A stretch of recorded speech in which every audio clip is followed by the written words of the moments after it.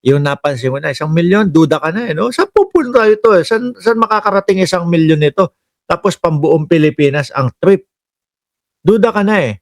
Kumbaga, pagka biglang pinalitan nila, kagaya ng sinasabi niya, bumalik daw yung request, 1,000,000,000 na, parang hindi ka na maniniwala eh.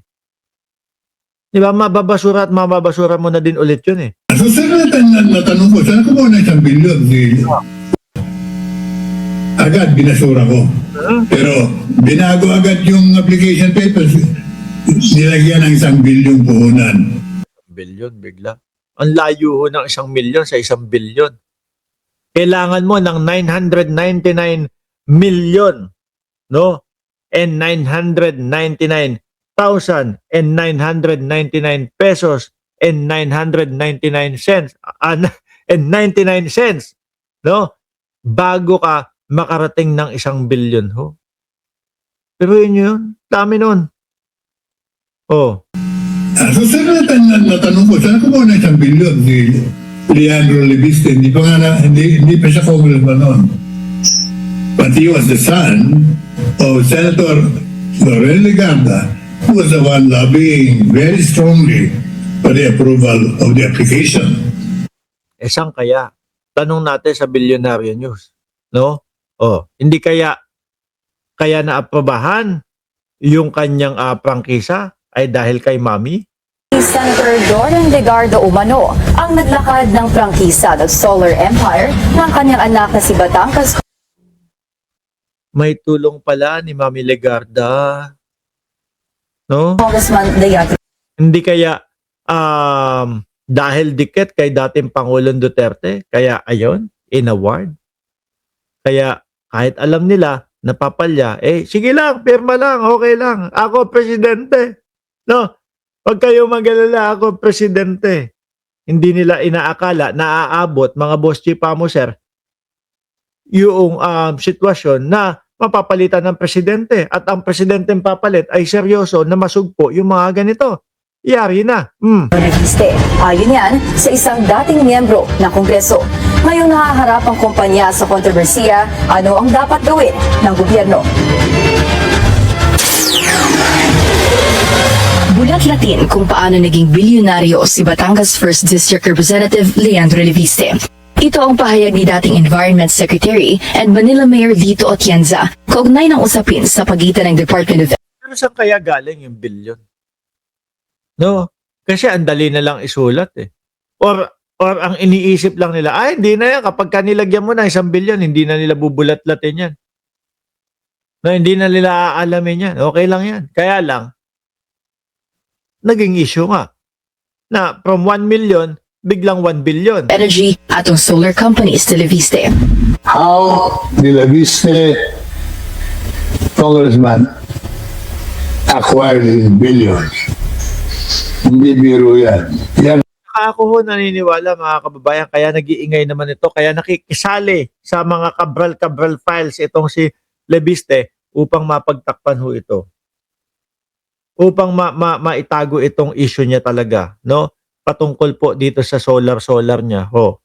Pero 2019 pa lang, pinapadala na daw ng notice ng Department of Energy.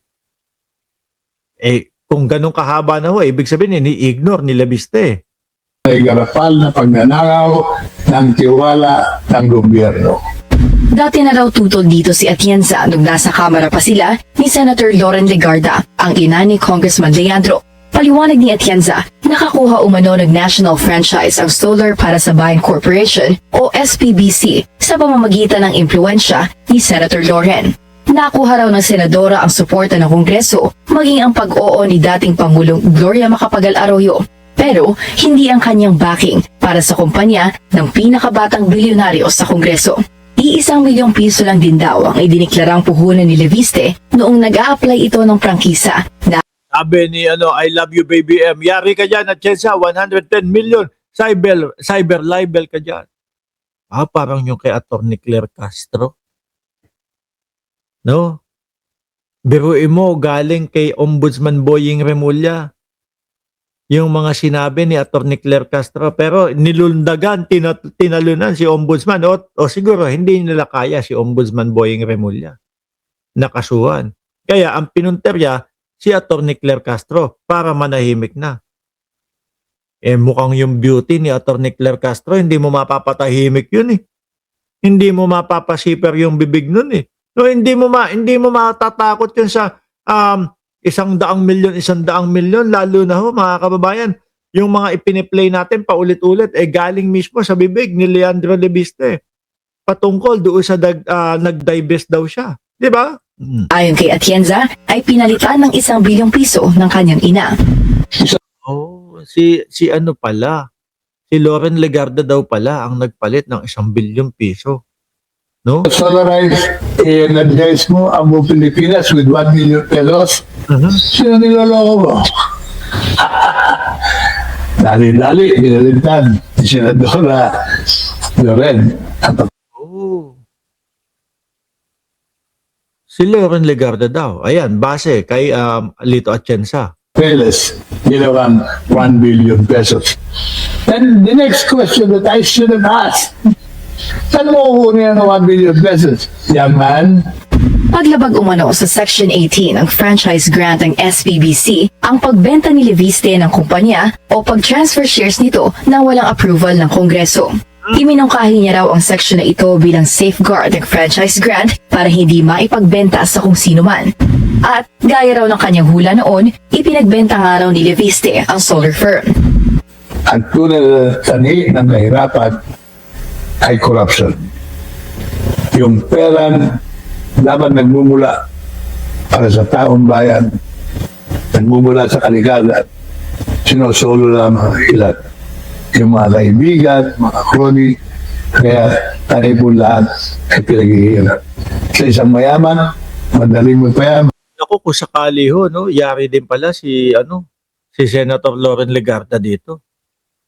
Tungkol doon sa sinasabi niya na from 1 million to 1 billion pinalitan agad-agad, no? Kasi 1 million talaga ho. Mapapatanong ka doon mga bossing, no? Saan pupunta yung 1 million na mga puhunan nito? Mga pag-iisip ni Leviste, madaling yayaman niya. Pero paano noon si Juan de la Cruz? Samantala, sinubukan naming hinga ng panig ang kongresista pero tumanggi silang mag-issue ng statement. Anila, di no comment, hindi nila ibibigay dahil ayaw umano ni Leviste na punahin pa ang pahayag ni Atienza. Oh, maganda-ganda ho yan, no?